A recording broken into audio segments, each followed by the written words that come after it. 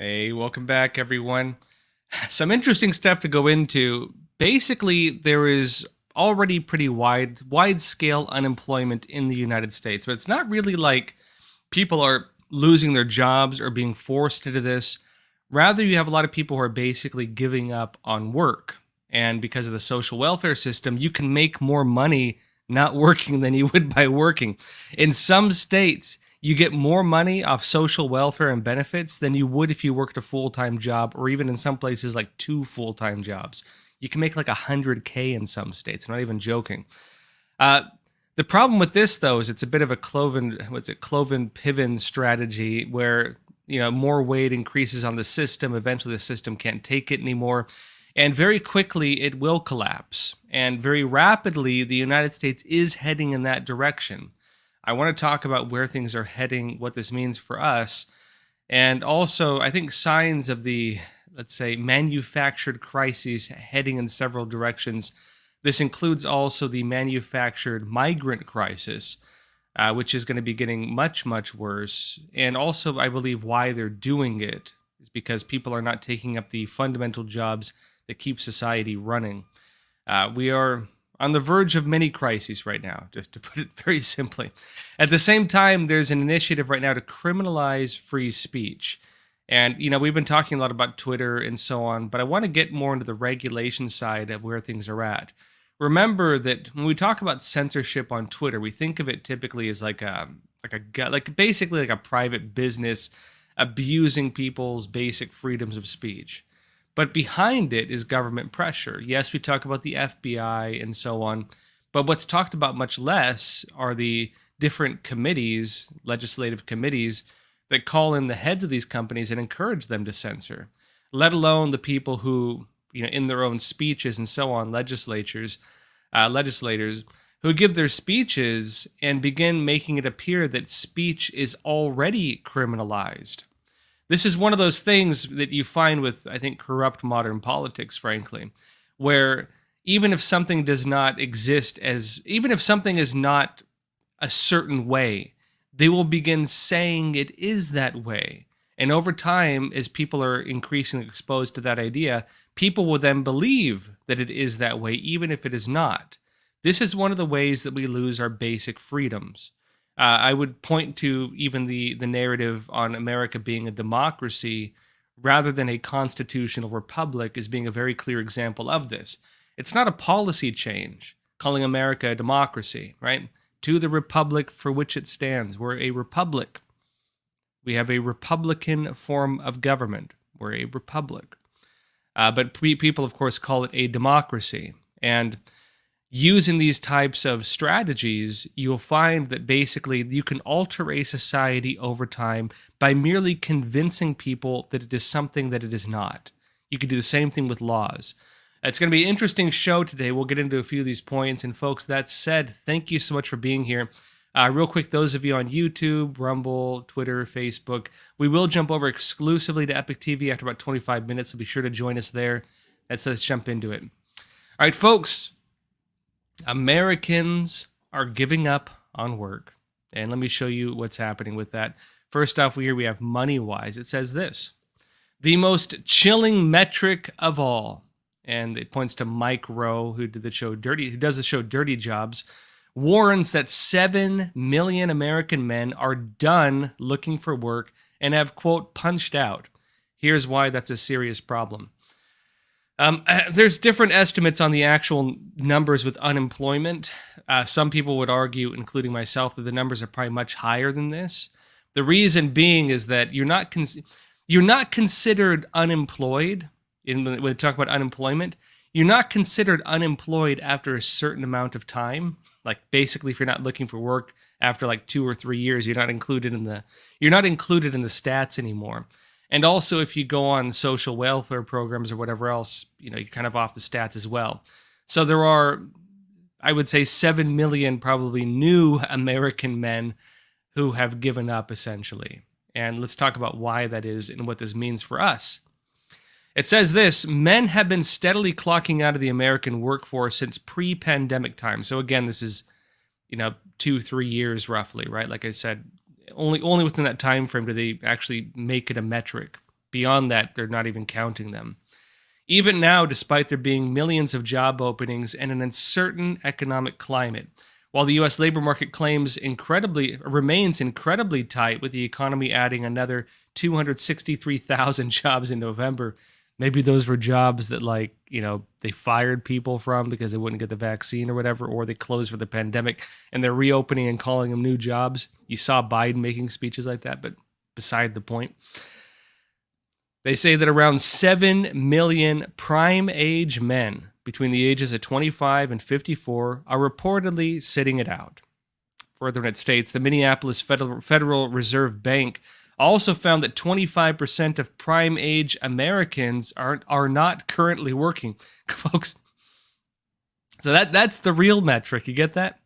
25% of prime age Americans are not working.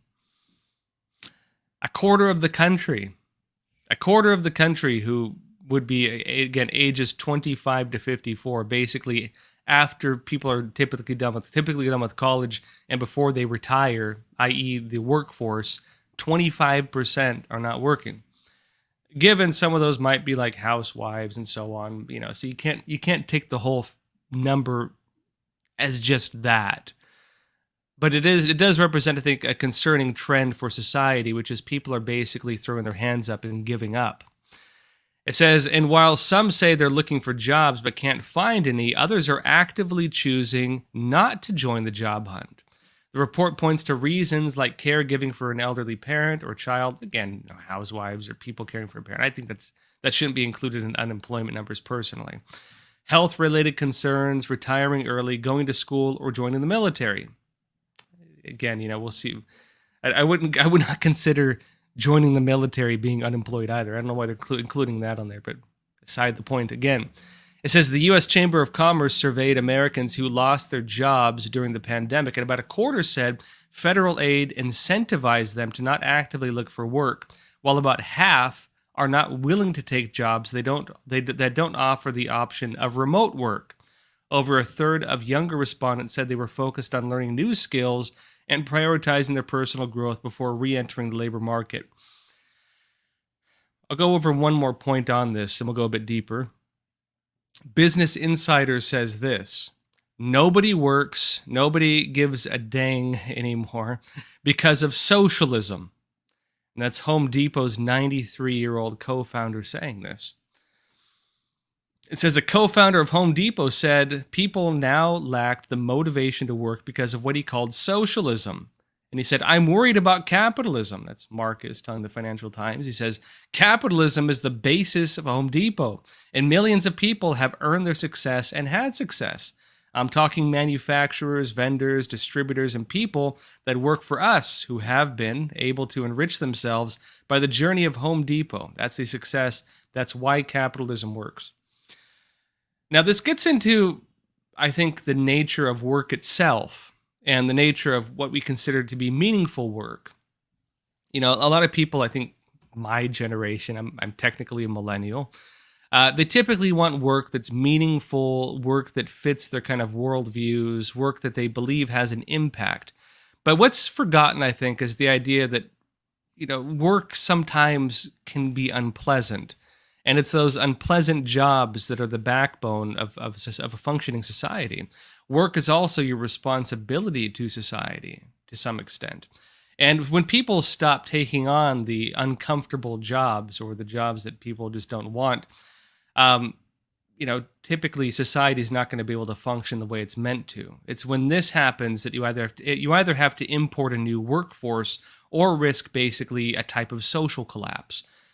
For example, sanitation workers. I doubt many millennials would consider picking up the trash to be like, meaningful, deep work. But look, without basic sanitation, New York City in particular is going to be buried in garbage in not too long.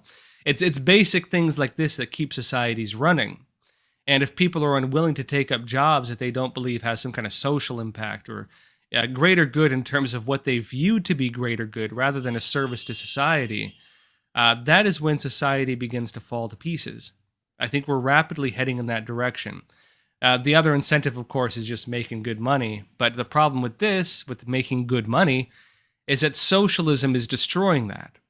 The incentive to not work is actually greater than the incentive to work if you're talking just about money. Because in many states, you make more money not working than you do working. I'll show you in just a sec. First, though, folks, we do have a sponsor today. Today's episode is brought to you by American Hartford Gold.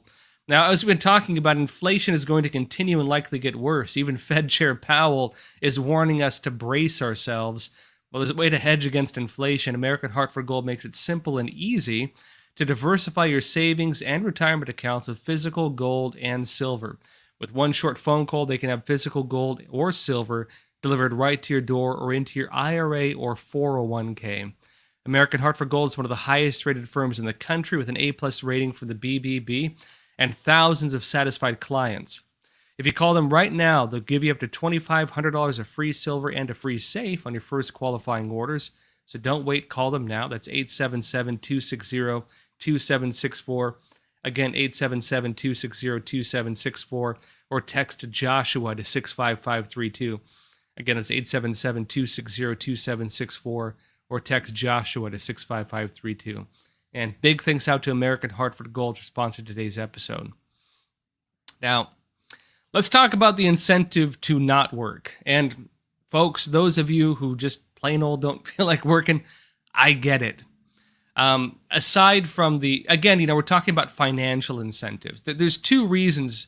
Well, there's three reasons I think people would work. One is basically just out of a personal desire to feel productive. Some people find meaning within themselves through work. Some people just find it nice to work. It's a social environment. Some people just like to, be productive and so on, right? I'm probably one of those types. I typically enjoy my work.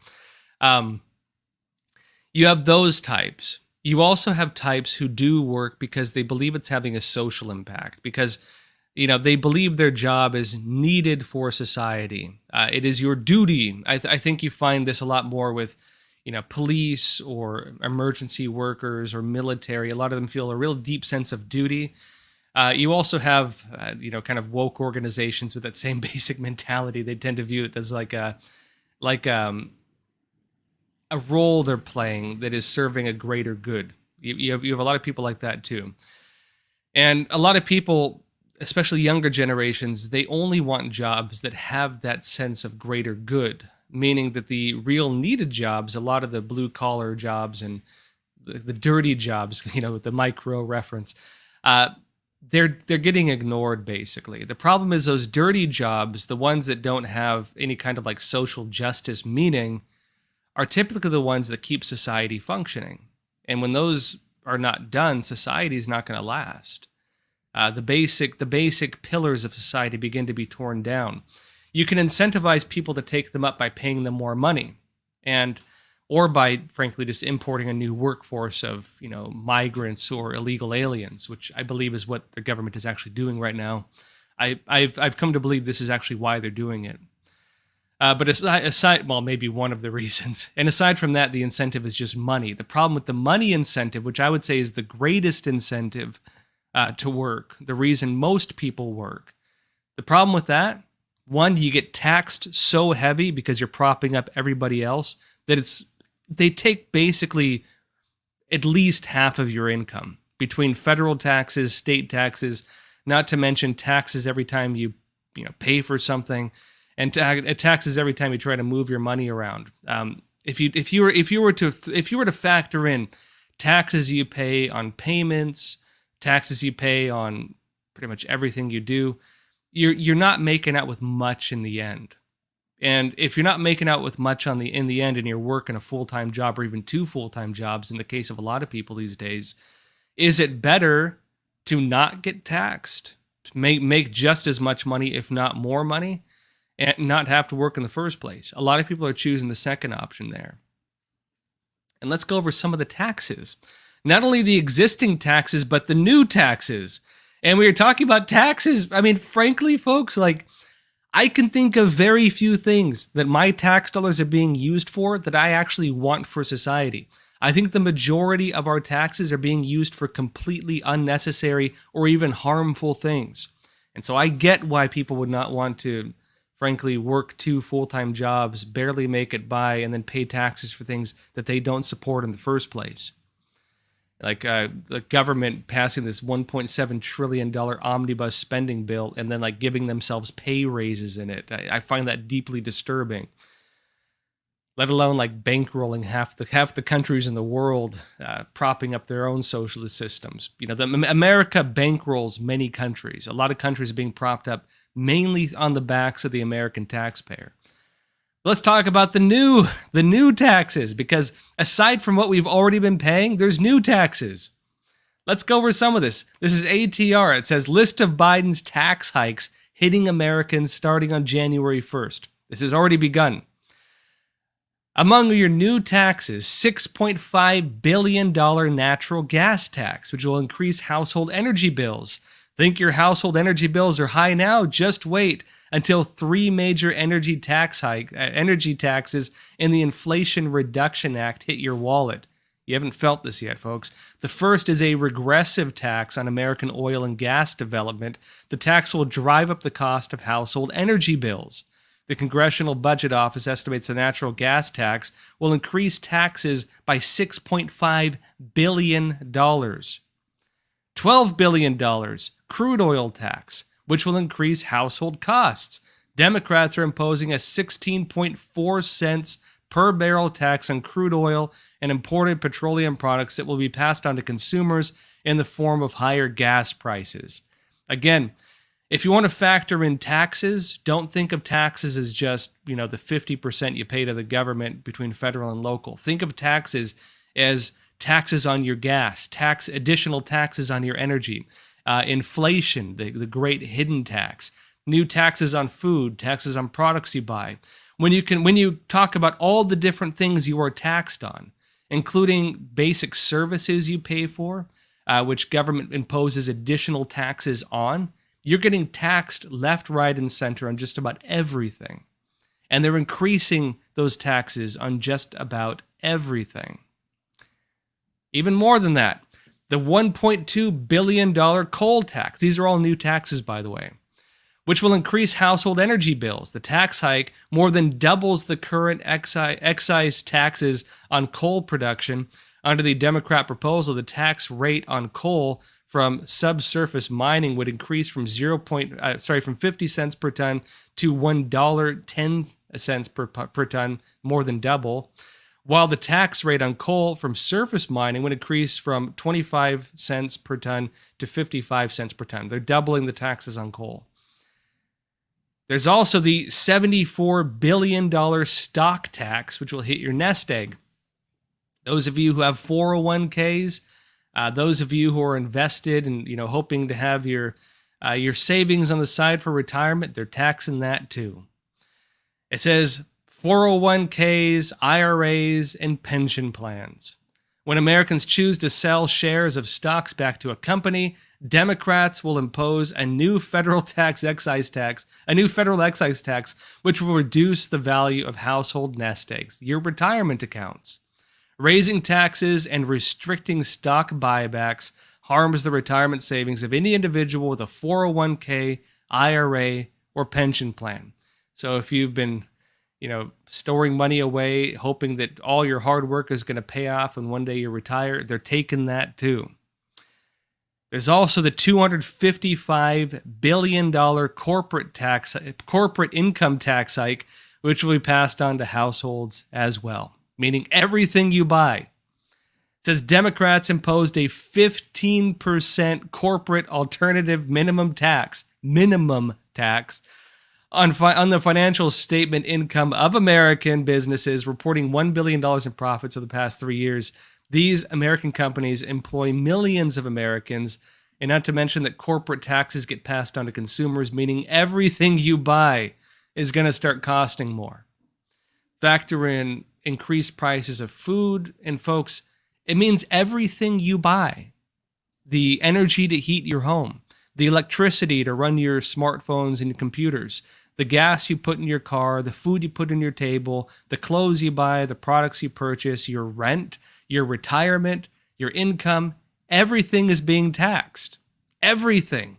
And they're raising those taxes on everything. Get that? I get why people are throwing their hands up and saying, "Forget it. I'm just gonna be a dead weight on the system.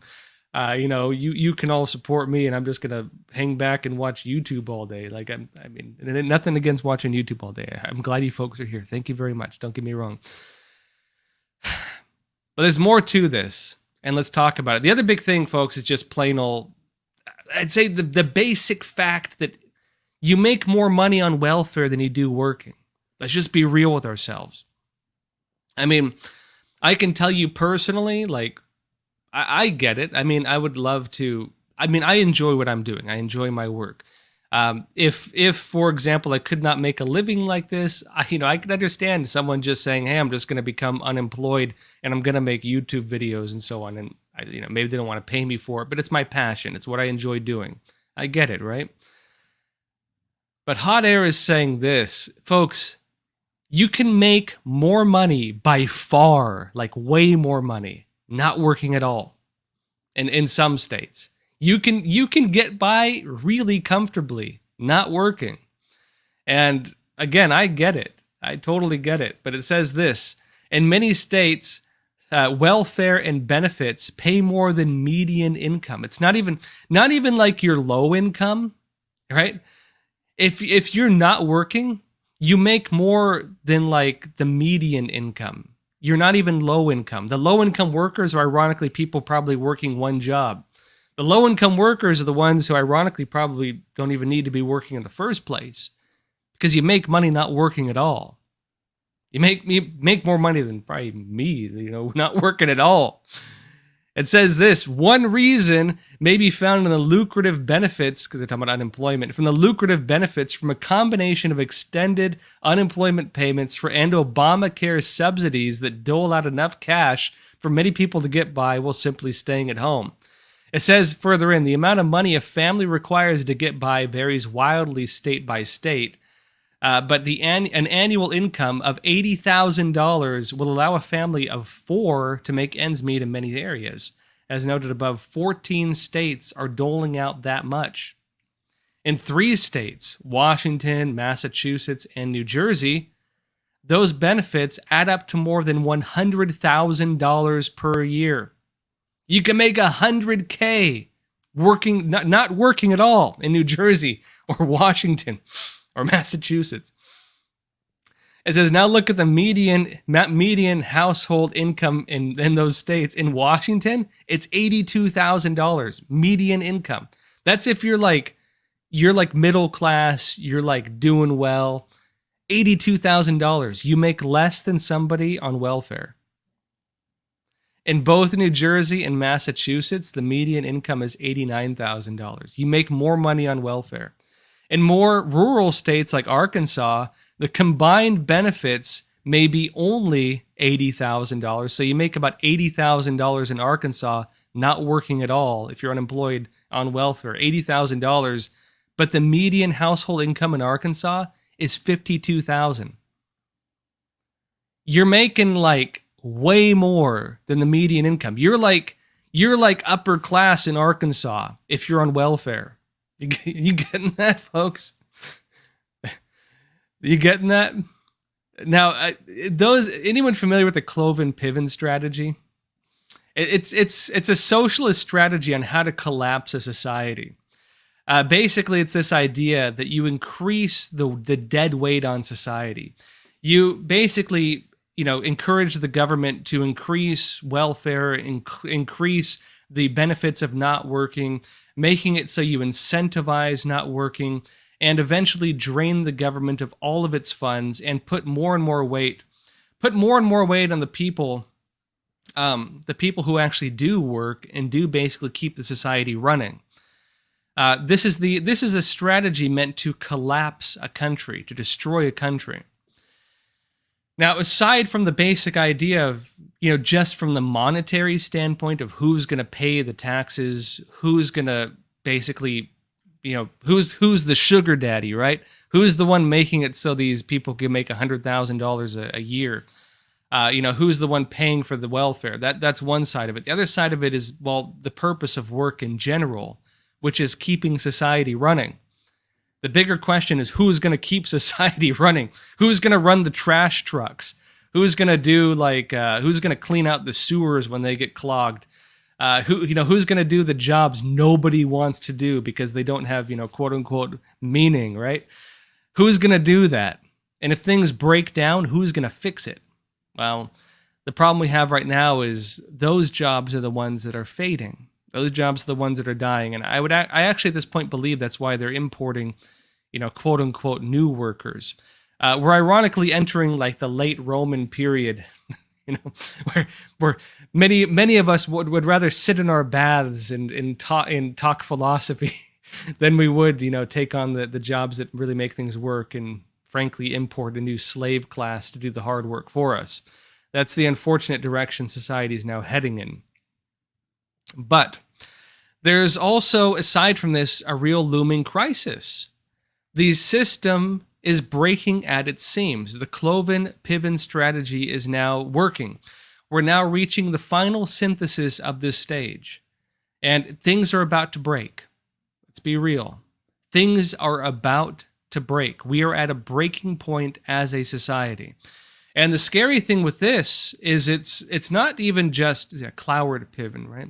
Thank you. It's not even just this. It is a global crisis. Yeah, not Cloven-Piven. It's Cloward-Piven. I apologize. Let me show you something real quick, folks. Then we'll jump over to Epic TV exclusively. But Daily Mail says this. Goldman Sachs CEO David Solomon warns mass layoffs are just weeks away as firm prepares to cut 4,000 jobs to weather the headwinds of economic slowdown. It says Goldman Sachs CEO David Solomon has warned employees to brace for significant layoffs in the coming weeks. Weeks. Not months, weeks. As the investment banking giant battens down the hatches for an economic downturn. Further, it states it follows reports earlier this month that Goldman Sachs plans to lay off 4,000 low-performing staffers, or about 8% of its workforce, to cut costs amid slumping revenue and profits. And one more point before we jump over. Epic Times says this, 2023 spells big trouble for U.S. economy. Majority of large banks warn. And it says the vast majority of economists at 23 large financial institutions surveyed by the Wall Street Journal predict that the United States will fall into the grips of a recession in 2023 and millions of Americans will lose their jobs. Those jobs, they're not going to stick around. And we talked about, this lucrative $80,000, $100,000 you can make a year on welfare. There's a few problems with this. I mentioned they're importing new workforces and so on. They're doing all this. The problem with that, a lot of those people are also dead weight right now. They're in New York, for example, they're making like tent cities. They're putting them in hotels. They're giving them free houses. They're giving them free cars. They're giving them cell phones. They're giving them $40,000 interest-free loans with no way of tracking them to ensure they pay it back. That's coming out of your pockets, folks. And what happens when those people also cannot find work? What happens when they have kids and they have to go to school? You have to pay for it as well. What happens when the education system no longer has the budget for running the normal programs because they have to put everything into ESL, English as a second language, or even offer every single class they have as an ESL class? What happens then? The weight on society, the dead weight, the weight that will not pay off for at least maybe 10 years or so, the weight that is increasing from unemployment and the new people who are becoming unemployed because of bad economic policies and so on, it's all increasing. That Cloward-Piven strategy, that strategy to destroy society by increasing the dead weight, we've reached now the breaking point. Society is falling like a house of cards, and we'll see how this works. I mentioned previously, even BlackRock Investment, a very left-wing investment firm, probably the most left-wing, arguably next to like maybe Vanguard. Even they're saying the 40-year period of economic stability in the United States, remember we went over this in a previous episode, those 40 years of stability are over. It's over. And I mentioned previously as well that even the Federal Reserve is talking about increasing unemployment. They want to reduce demand.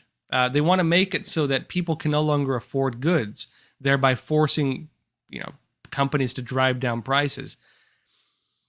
How do you do that? You manufacture unemployment. You're going to watch a lot of people become unemployed. Whether, again, we talked about voluntary unemployment. Involuntary unemployment is coming. And that $100,000 payout, as more people enter the welfare market, that kind of payout is no longer going to be possible. That period is coming to an end. And this is the new crisis we are entering. Companies are saying it's going to be this year, but we will see. Folks, that said, before we jump over to Epic TV, let me show you a quick trailer. So I mentioned I did this documentary, The Final War, about the Chinese Communist Party's strategy against the United States. It's a 100-year strategy that actually includes things like this: financial warfare, economic warfare, business warfare, culture warfare, drug warfare, you name it. That documentary is quite long. We actually divided it into multiple parts now, kind of bite-sized chapters, which you can now watch individually. I highly recommend watching it. I think this documentary lays out something very important, which is what we are facing as a society is not organic. What we're facing as a society was done to us intentionally. Let me show you a trailer of this, then we'll jump over to Epic TV.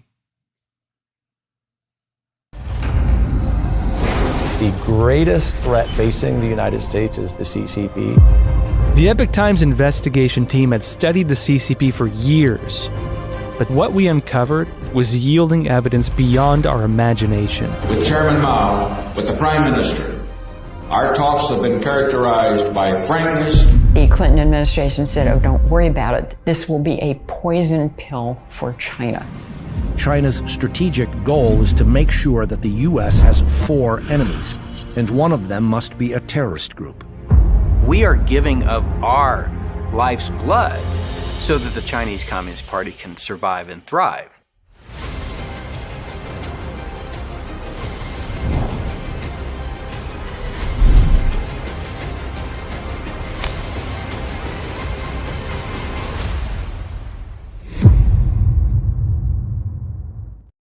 Again, folks, that's the Final War documentary, now broken up chapter by chapter into bite-sized chunks. Be sure to watch it. Start with part 1 if you want. You can also jump around. I highly recommend it. It will make clear the crisis we are facing and how it was done intentionally. That said, let's jump over to Epic TV exclusively. I want to talk about how this is a global problem and also how the great migrant crisis fits into this, which I now believe, well, I've shown is intentional. It's being done to us intentionally. They're not trying to fix it. All right, let's jump over to Epic TV. We'll talk about this. And folks, I will see you there. And thank you all for being here. Those of you curious about it, I'm just drinking good old black tea and honey, or black tea and lemon.